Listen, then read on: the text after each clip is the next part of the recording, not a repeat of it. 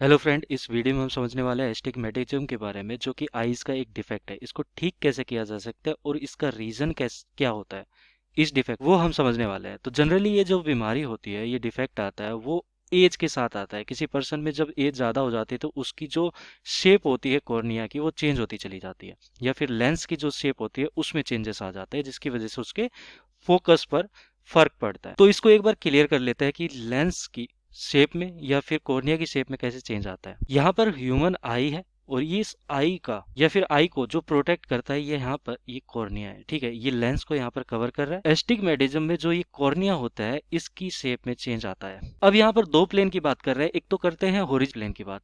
Horizontal plane का मतलब कि जब हम इसको कट करते हैं हॉरिजॉन्टली आई को, ठीक है, तो कुछ इस तरीके से कट करेंगे तो यहाँ पर जो शेप निकल के आएगा कॉर्निया का, वो ये निकल के आएगा। ठीक है, ये। और जब वर्टिकली कट करता हूँ, एक प्लेन लेता हूँ वर्टिकली और इस कॉर्निया को कट करता हूँ, तो अलग शेप निकल के आता है, जो कि इस तरीके का निकल के आता है। इसको अच्छे से क्लियर कर लेता हूँ एक बार में।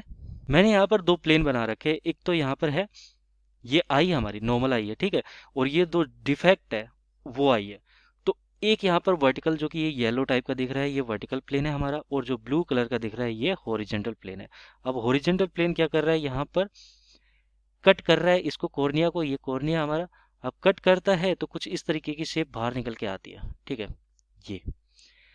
और जब ये वर्टिकल वाला प्लेन कॉर्निया को कट करता है तो कुछ इस तरीके की हमारी यहाँ पर ये वाला, ठीक है, शेप बाहर निकल के आती है। तो कर्वेचर दो अलग अलग है। एक कर्वेचर तो यहाँ पर ये हो गया हॉरिजेंटल कर्वेचर, तो ये हॉरिजेंटल कर्वेचर जब ब्लू कलर का दिख रहा है हमारे, ये है।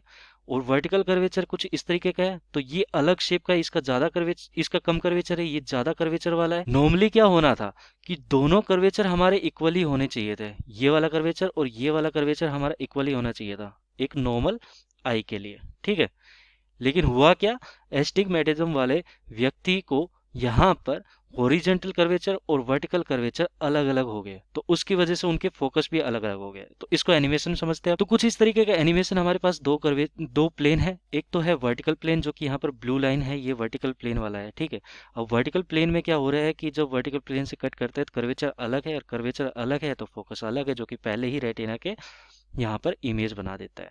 यहाँ पर बनाना चाहिए था, लेकिन यहीं पर ये इमेज बन जाती है। हॉरिजेंटल वाला, जो कि ग्रीन लाइन वाला है, ये प्लेन वाला, इसमें क्या हो रहा है कि जो इमेज है वो रेटिना के बाद में बन रही है, रेटिना पर नहीं बन रही, तो ये अलग हो गया।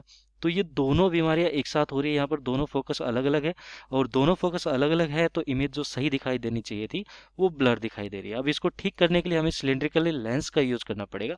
तो जैसे ही हम सिलेंड्रिकल लेंस लगा रहे हैं, जिसका कर्वेचर अलग अलग होगा, ठीक है, अलग अलग पार्ट में, तो वो क्या करेगा, जो इमेज हमारी कुछ इस तरीके से फिक्स कर देगा। इसको हमें सेट करना पड़ता है। ठीक है, और जैसे ही ये रेटिना पर हमारी फोकस हो जाएगी इमेज, तो हमें बिल्कुल क्लियर दिखाई देने लग जाएगी इमेज। इस तरीके से एस्टिग्मेटिज्म को दूर किया जा सकता है सिलेंड्रिकली लेंस को यूज करके। आई होप आपको अच्छी लगी होगी वीडियो। आप कमेंट जरूर करें। अगर आपको कोई कंफ्यूजन रह गया हो तो प्लीज वीडियो को शेयर भी करें। धन्यवाद।